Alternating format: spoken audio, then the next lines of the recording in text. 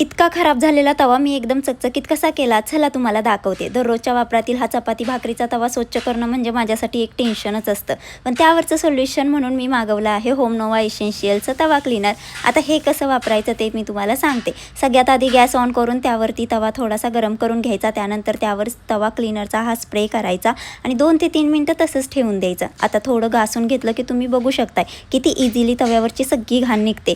घासून झाल्यावर तवा पाण्याने स्वच्छ धुवून घ्यायचा आणि आता बघा फायनल रिझल्ट तुम्हीच। इतका क्लीन तवा, तोही अगदी सोप्या पद्धतीने, काहीही घासायची गरज नाहीये, इझिली निघून जातो। आता फक्त तवाच नाही तर कढईमध्ये भाजी जळून चिकटलेली असली, तेलकट आणि जिद्दी डाग असले तरी कढई थोडी गरम करून त्यावर क्लीनर स्प्रे करा आणि काही वेळाने घासून घेतलं की बघू शकताय तुम्ही डाग सुद्धा एकदम इझिली रिमूव्ह होतात आणि फायनल रिझल्ट तुम्हीच बघा, कढई सुद्धा एकदम क्लीन झाले। सगळ्यात खास म्हणजे हा क्लीनर तुम्ही तवा आणि कढईसोबतच मायक्रोवेव्ह आणि ग्रिल क्लिनिंगसाठी तसेच नॉनस्टिकच्या भांड्यासाठी सुद्धा वापरू शकता। म्हणजे एकच प्रोडक्ट आणि मल्टिपल क्लिनिंग युजेस। तुम्हाला ही अफोर्डेबल मल्टीपर्पज क्लीनर हवा असेल तर कमेंटमध्ये लिंक टाईप करा।